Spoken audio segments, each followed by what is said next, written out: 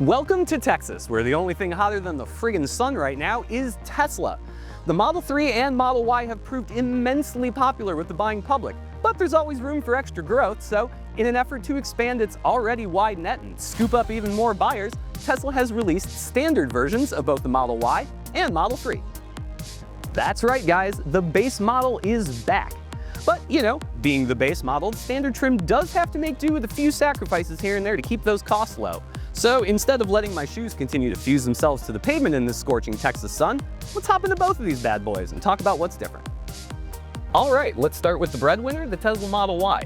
Now you will notice the changes on this car from 20 feet out before you even step inside. The light bars that will go between the headlights and the taillights are now both gone, and that does admittedly give it a bit more of a soap-like front profile, but I really dig the rear.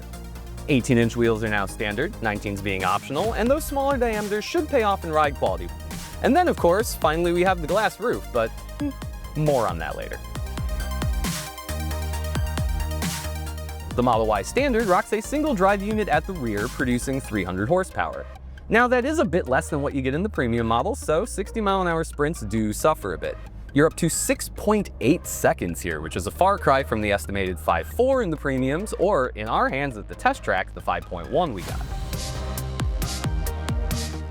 Now the battery went in for a haircut too, losing about 10% of its capacity or so, but range estimates are still looking pretty good. The EPA claims the Tesla Model Y Standard will get 321 miles on its 18-inch wheels or 303 miles on the optional 19s.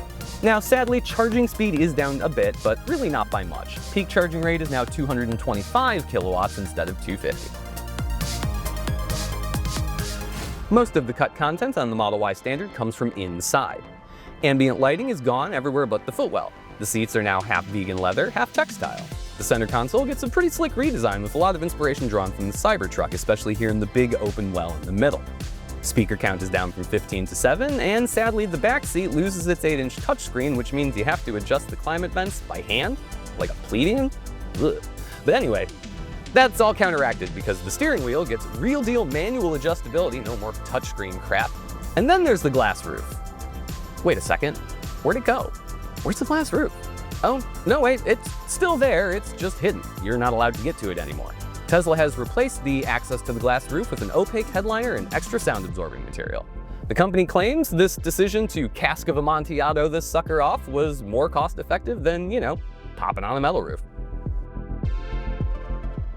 Things are a little less aesthetically dire in the Model 3 Standard. In fact, you probably have a hard time telling the two fascias of the Standard and the Premium apart from a distance. Except, there is a new lower front camera on the Standard that might give it away. Like the Model Y, 18s are standard, 19s are optional, and the paint only comes in white, blue, or black. Now the missing content in the Model 3 Standard is just about the same as the Model Y. Ambient lighting is gone from everywhere but the footwell, the speaker count is down, the touchscreen in the back is missing and replaced with manual vent control. You get a manually adjustable steering wheel here with, gotta love it, an honest-to-God turn signal stock. And you do get a bit of a tweak to the center console, but not as full-on as in the Model Y. Here you just kind of lose the covered cup holders. On the powertrain front, the Model 3 Standard rocks a single rear-mounted drive unit. But instead of making 300 horsepower, Tesla says this makes 286. As a result, the 0 to 60 doesn't suffer as much, coming in at an estimated 5.8 seconds instead of the premium model's 4.9. But Tesla also previously told us that the long-range models also make 286, despite being heavier and quicker. So, one of those figures isn't correct. But anyway.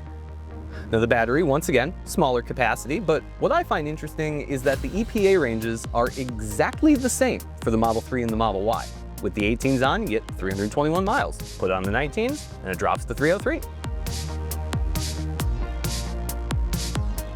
Now, as of this talkie bit, the Model 3 Standard will set you back $38,630, which is $5,500 cheaper than a Model 3 Premium rear drive. Over on the Y side, the delta's a little bit smaller. At $41,640, you're only saving about $4,990. Although a word of warning, Tesla changes pricing like I tend to change socks, so, you know, double check the configurator.